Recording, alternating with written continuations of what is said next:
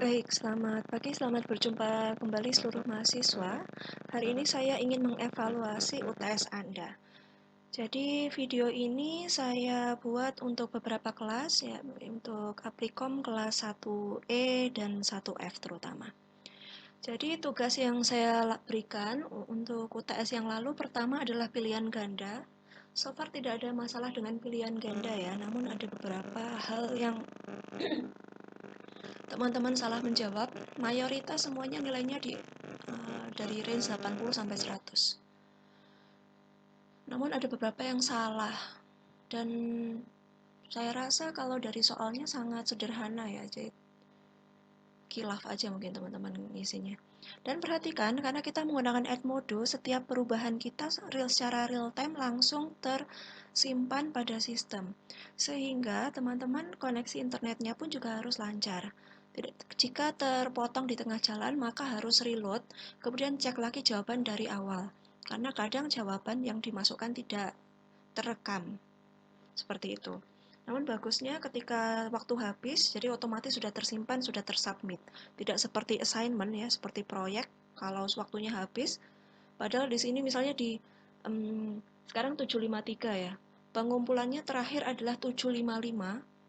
Nah, terus Anda sudah 754, Anda baru mengumpulkan, baru mencoba mengumpulkan, kemudian, nah ini persis jam 7.55 saya send. Itu artinya sudah terlambat. Karena tepat masuk 7.55 itu otomatis sudah tertutup programnya. Nah, jadi, lupa kan 7.55 masih ada 1 menit.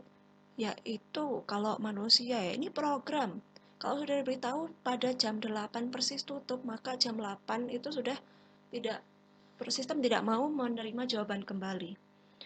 Di setting saya sudah atur ya di mata kuliah Anda itu kalau sudah lewat jamnya, maka otomatis tertutup tidak bisa simpan lagi. Walaupun Anda memprosesnya pada 2 menit sebelumnya, ternyata uploading Anda memakan waktu yang 2 menit itu. Jadi otomatis tidak tersimpan. Jadi inilah, ini namanya program, ini pelajaran buat kita. Pelajaran buat kita karena nanti UAS mungkin saya akan gunakan ini lagi. Jadi tidak ada yang main-main dengan waktu.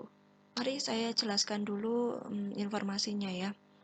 Tugasnya semacam ini, saya sudah periksa semuanya dan ada beberapa temuan yang saya lihat ya. Jadi kalau diminta tadi adalah paragraf.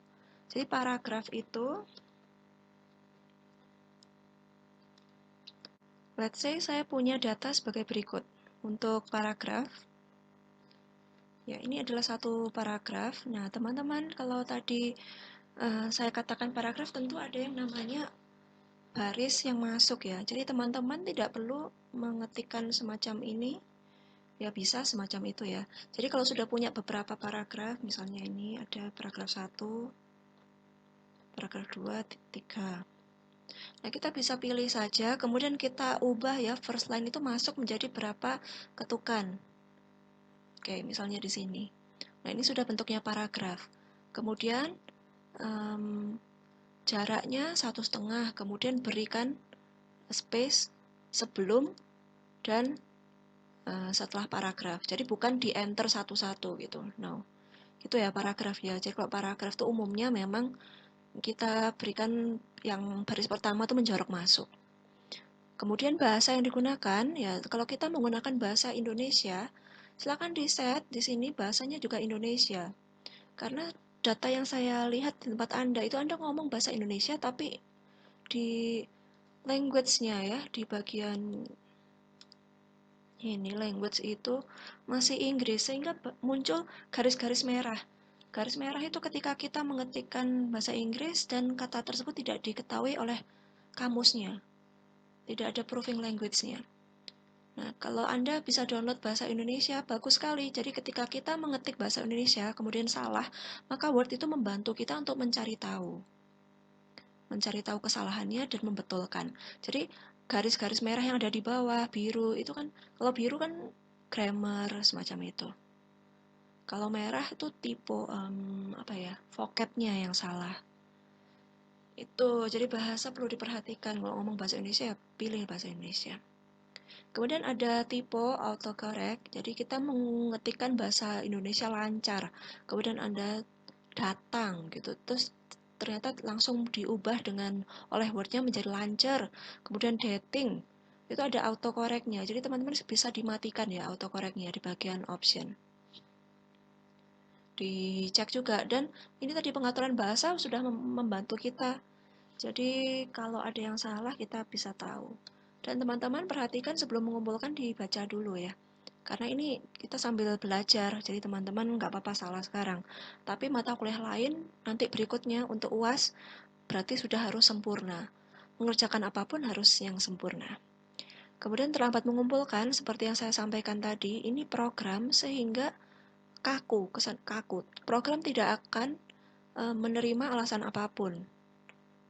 Jadi teman-teman tolong ya disesuaikan dengan peraturan. Kalau memang misal jam 8 tutup, luangkan berapa menit sebelumnya memang harus selesai untuk mengirimkan.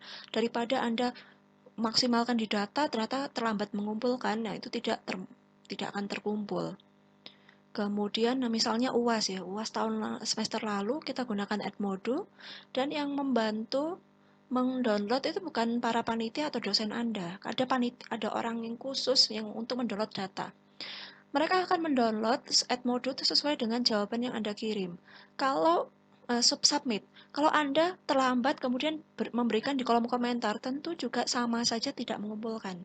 Di program, saya nggak bisa berikan informasinya ya karena privacy nilai Anda.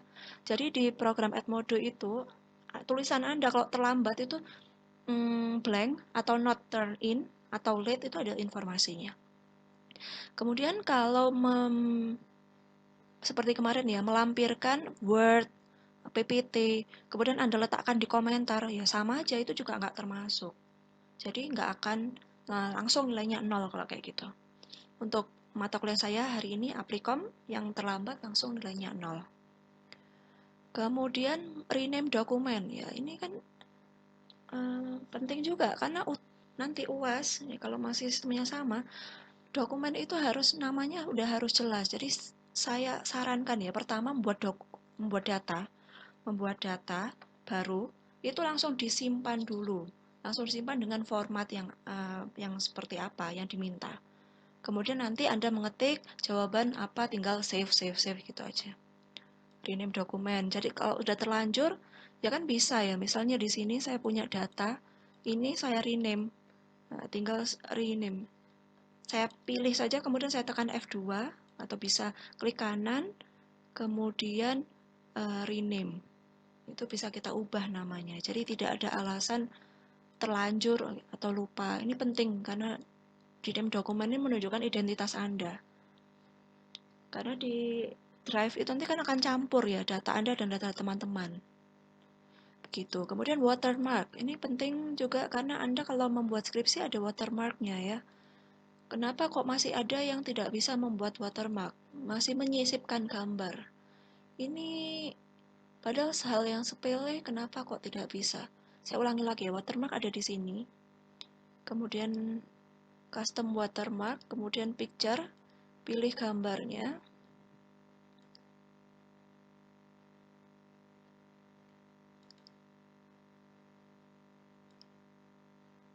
Ya, semacam itu, selesai. Dan warnanya pun juga akan samar ya di belakang. Kemudian berikutnya adalah kesesuaian waktu dan hasil proyek. Proyek kemarin saya berikan waktu 2 jam, namun informasi yang saya dapatkan itu sangat sederhana. Jadi paragrafnya sangat pendek, informasinya tidak diolah. Jadi hanya menuliskan beberapa yang diambil dari jawaban dari kata-katanya Ibu Kajur. Nah, ini yang teman-teman perlu tahu ya. Logikanya ya, kalau Anda diberi waktu 2 jam, kemudian memberikan hasil yang biasa saja, itu tentu tidak masuk akal kan? Nah, harusnya kalau waktunya 2 jam berarti Anda bisa tambahkan. Seperti yang saya minta, menggunakan parafrase. Jadi kata-katanya menggunakan bahasa formal yang betul, lakukan parafrase. Ulas lagi apa yang dikatakan oleh narasumber tadi dengan bahasa Anda. Itu, karena saya menemukan udah mengumpulkannya mepet dan juga hasilnya sangat minim. Walaupun saya minta ya di PPT itu tidak perlu dihias atau apapun, di Word-nya itu sangat minim dan ini nggak layak kalau Anda selama 2 jam mengerjakan hanya mendapatkan hasil semacam itu. Itu pelajaran kita hari ini ya. Oke, ini yang mau saya sampaikan. Nah, seperti yang saya sudah katakan sebelumnya, yang terlambat mengumpulkan semacam itu langsung nilainya 0. Kemudian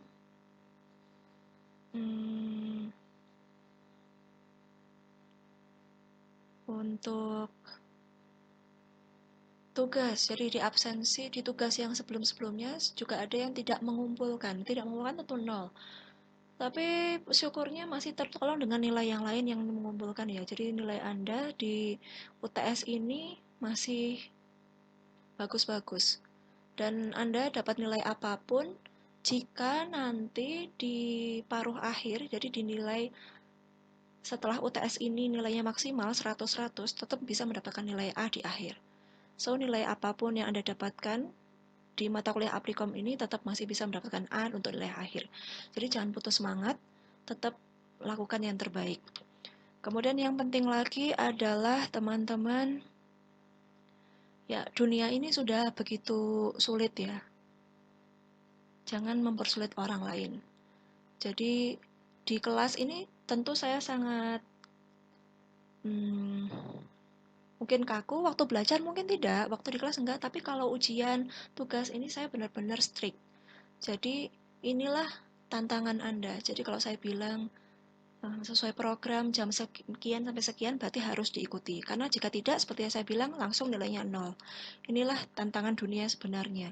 Jadi kalau Anda bilang belajar mental itu dari pelonco waktu UKM ya, Anda calon-calon anggota di UKM, itu saya rasa tidak relevan lagi pada saat ini karena sekarang dunia itu sudah memberikan pelajaran yang lebih berharga. Salah satunya di sini.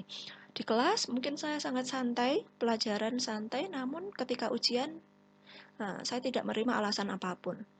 Karena sudah diinformasikan sebelumnya dan pasti 0. Ini salah satu pembelajaran buat kita ya. Oke, namun kalau saya temukan saya sedang mengolah nilai untuk kelas 1F.